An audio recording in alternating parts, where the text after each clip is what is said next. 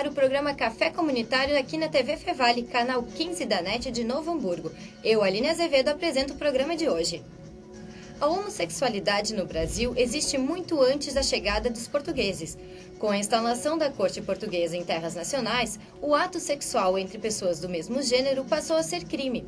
Essa lei deixou de vigorar em 1889, mas ainda hoje os homossexuais buscam por seus direitos. Para debatermos sobre diversidade sexual, é que recebemos hoje no estúdio do Núcleo de Rádio André Muscoff, doutor em teologia e assessor de políticas LGBT de São Leopoldo. Boa tarde, André. Boa tarde. Bruna Kirsch, ela que é gay, produtora do curta O Segredo dos Lírios e produtora de eventos. Boa tarde, Bruna. Boa tarde. A Estela Freitas, que é a mãe da Bruna e uma das protagonistas do curta. Boa tarde, Estela. Boa tarde. E a Carla Juliana Mona, que é psicóloga. Boa tarde, Carla. Boa tarde. Então, eu quero dar início ao nosso bate-papo e eu quero fazer uma pergunta para o André. André, o que faz um assessor de LGBT? Então, é ainda um espaço bastante novo, porque é um espaço governamental, né? Eu sou assessor da Prefeitura Municipal de São Leopoldo, dentro da Secretaria de Políticas de Igualdade. E há poucas cidades no Brasil que contam com um espaço específico dentro da administração pública para lidar com essas questões. A gente tem também em nível estadual, hoje, dentro da Secretaria de Justiça e Direitos Humanos, uma coordenação LGBT, e também em nível federal, na Secretaria de Direitos Humanos, uma coordenação LGBT. O trabalho que a gente desenvolve, ele é especificamente trabalhar com todos os órgãos e setores da Prefeitura para sensibilizá-los e para que eles possam garantir o atendimento igualitário às pessoas LGBT na sua área. Então, por exemplo, a Secretaria de Saúde tem que atender a população LGBT. Quais são as demandas dessa população na área da saúde, ou da educação, ou da habitação? Quando a gente discute política habitacional, qual é o papel, qual é o lugar, o espaço da população LGBT, pensando, por exemplo, nas travestis, que muitas, inclusive, acabam em situação de rua. Bom, se eu vou discutir política de habitação, eu tenho que discutir também a situação das travestis. E, além disso, desenvolver alguns programas específicos voltados, primeiro, para a construção da cidadania LGBT, ações que possam fortalecer as pessoas na sua identidade de gênero ou na sua orientação sexual, e aí a gente desenvolve uma série de atividades.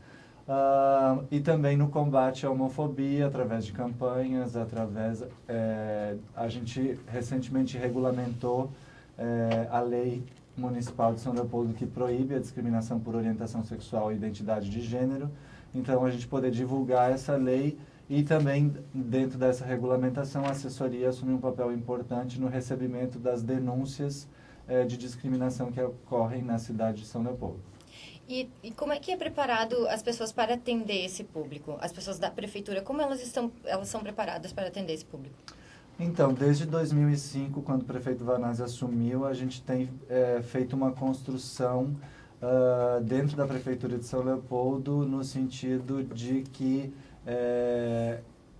a Prefeitura preste um serviço à população LGBT que seja igualitário. A gente não quer mais do que ninguém, a gente só quer ser atendido da mesma forma e com qualidade. Mas isso não é tão simples, porque não é um decreto que o prefeito assina e diz, todo mundo tem que atender bem a população LGBT. Porque as pessoas que trabalham na prefeitura, elas também vêm de diferentes lugares, elas participam de uma cultura, na verdade, que é homofóbica e que discrimina. Então, você tem que trabalhar com essa população. A gente tem feito, desde 2005, inúmeras capacitações, muito com o pessoal da saúde, através do serviço de atendimento especializado. A gente tem feito com o pessoal da educação várias capacitações, da segurança pública, por exemplo, como que é feita a abordagem na rua no caso de uma pessoa LGBT, quais são as questões que precisam ser observadas. E também porque muitas vezes acaba-se, isso é muito mais comum com travestis e transexuais, acaba havendo por parte das forças de segurança, inclusive preconceito e discriminação na própria abordagem. Então, Então, a gente tem feito inúmeras capacitações, explicando o que é diversidade sexual, qual é a legislação que existe nessa área e qual é a obrigação dos funcionários públicos no atendimento a essas pessoas, para deixar bem claro que uma coisa é aquilo que você pensa sobre diversidade sexual, sobre a população LGBT, e a outra coisa é como você age enquanto servidor público no atendimento a essa população. Mas é como eu te disse, a gente está brigando, na verdade, muito mais do que com indivíduos que pensam ou que têm determinadas ações, com uma cultura, porque a cultura segue reproduzindo a ideia do preconceito, da discriminação e que gera também violência. Então, é um processo também interno dentro da prefeitura bastante longo. Por isso que o trabalho é tanto interno na prefeitura, da assessoria, quanto para a comunidade. Quer dizer, a gente precisa trabalhar, e aí a gente tem capacitado as professoras, por exemplo, para que elas possam trabalhar esses temas na escola. Trabalhar com os estudantes, com as estudantes, trabalhar com pais e mães, enfim, trabalhar desde pequeno, né? Cultivando uma outra cultura, né? E especificamente neste ponto existe muito mito, assim, né? Porque a gente viveu muito recentemente toda a história do kit gay produzido pelo Ministério da Educação, que gerou uma comoção nacional sugerindo que esse kit ensinaria as crianças a serem homossexuais. É uma fantasia absurda imaginar que exista alguém que queira transformar as crianças em pessoas LGBT. Até porque a questão da sexualidade ela é construída a partir de um conjunto muito maior de fatores do que simplesmente não se ensina ninguém a ser uma coisa ou a ser outra. As pessoas vão construindo a sua identidade sexual a partir de um conjunto muito grande de referências. Então, a gente insiste muito no âmbito da educação, no sentido de que seja uma educação que respeite a diversidade e que promova uma cultura de paz, porque a gente não está falando só da população LGBT, né? A gente está falando de pessoas negras, geral, a gente está falando de discriminação religiosa, a gente está falando de a escola precisa ser um espaço onde se construa uma cultura de paz. E isso inclui também a gente falar sobre, sim, existem pessoas LGBT e essas pessoas precisam ser respeitadas porque é um espaço muito cruel para jovens e adolescentes LGBT. A escola é um espaço muito cruel e muitos abandonam, inclusive, a escola por conta do preconceito que sofrem. Carla, em Campo Bom, tu trabalha com pais, né? Que tu tinha me falado, e adolescentes, é isso? Crianças e adolescentes, tá, e as famílias. E as famílias. E aí, vocês falam sobre isso? Como é que funciona? Eu acho que antes de eu responder, eu preciso dizer uma coisa sobre o que eu penso da diversidade sexual. Claro, pode falar. Eu concordo com o André que a diversidade sexual não é simplesmente uma questão de gênero, homem, mulher, ou uma definição sobre isso. É muito mais amplo, né? Vamos falar de costumes, vamos falar de memórias, vamos falar de como eu me vejo, como eu vejo o outro, como os outros me veem. Então, realmente é muito amplo. Em relação às escolas e às crianças, eu vejo sim que as escolas, eu percebo porque eu recebo os alunos, ainda não estão preparadas, né, para discutir, para abordar. Talvez existe uma disciplina hoje no currículo que se chama Ética e Cidadania, pelo menos nas escolas de Campo Bom, que seria esta disciplina que os professores poderiam aproveitar para abordar esse assunto.